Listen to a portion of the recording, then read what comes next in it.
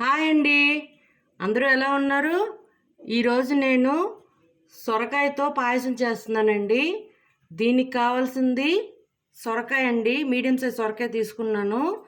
చూడండి, ఇలా పీల్ చేసి దీని సెంటర్ భాగంలో ఉన్న ఈ సీడ్స్ని తీసేయాలండి. చూడండి,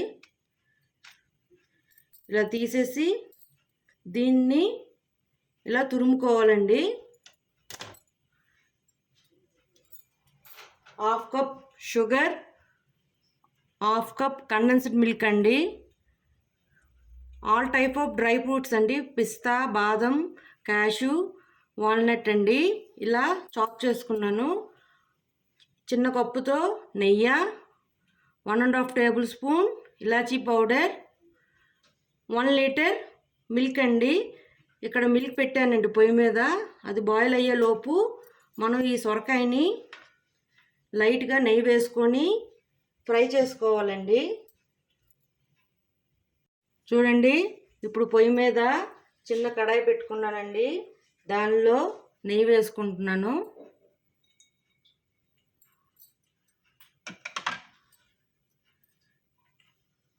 అది వేడెక్కిన తర్వాత మనం ముందుగా తరిగి పెట్టి ఉంచుకున్న తురుమునండి, సొరకాయ తురుమును వేసేస్తున్నాను దీనిలో వాటర్ పోయేదాకా మీడియం ఫ్లేమ్లోనే వేపుకోవాలండి. చూడండి, వాటర్ అంతా ఎవాపరేట్ అయిపోయిందండి. ఇప్పుడు దీన్ని తీసేసి ఇప్పుడు పాలు పెట్టుకున్నానండి. పాలు ఆల్రెడీ బాయిల్ అయ్యాయి. ఇప్పుడు దీనిలోనే మనం ఫ్రై చేసి పెట్టుకున్న ఈ సొరకాయని వేసేస్తున్నాను.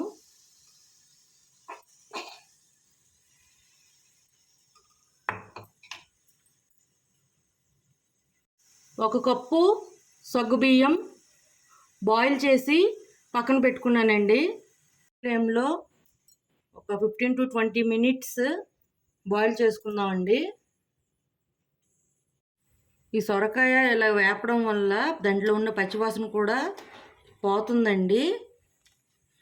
ఇప్పుడు దీనిలోనే మనం ముందుగా బాయిల్ చేసి పెట్టుకున్న సగ్గుబియ్యాన్ని కూడా వేసేస్తున్నాను.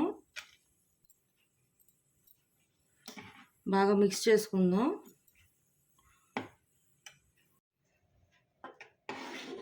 చూడండి, ఇలా బాయిల్ అవుతుందండి.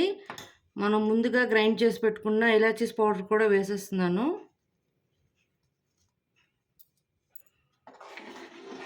దీంట్లో green colour food colour add చేస్తారండి.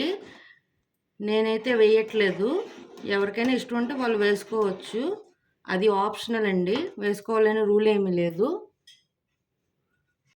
చూడండి, ఇలా మరుగుతున్న దాంట్లోనే నేను కండెన్స్డ్ మిల్క్ కూడా వేస్తున్నానండి. దీంట్లో కండెన్స్డ్ మిల్క్ వేసుకోవచ్చు, మిల్క్ పౌడర్ వేసుకోవచ్చు అండి. ఇది వేసుకుంటే ఏమవుతుందంటే కొంచెం థిక్నెస్ వస్తుంది. అలానే షుగర్ కూడా యాడ్ చేసేస్తున్నాను.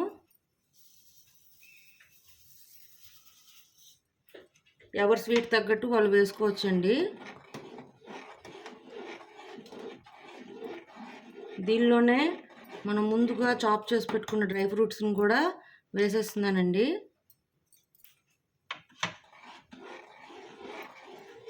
ఇది కొంచెం తిక్కొచ్చేదాకా బాయిల్ చేసుకుందాం అండి. బాగా బాయిల్ అయిపోయిందండి. ఇప్పుడు గ్యాస్ ఆఫ్ చేసుకొని సర్వింగ్ బౌల్లోకి తీసుకుందాం. చూడండి, ఇప్పుడు సర్వింగ్ బౌల్లోకి తీసుకున్నానండి. ఇప్పుడు సర్వ్ చేసుకోవచ్చు. ఇది వేడివేడిగా తీసుకోవచ్చు, లేదంటే ఫ్రిడ్జ్లో పెట్టుకొని ఒక 2 hours కూడా సర్వ్ చేసుకోవచ్చండి. అంతేనండి, సొరకాయ పాయసం రెడీ అండి. మీకు నచ్చినట్లయితే like, share and subscribe it. Bye.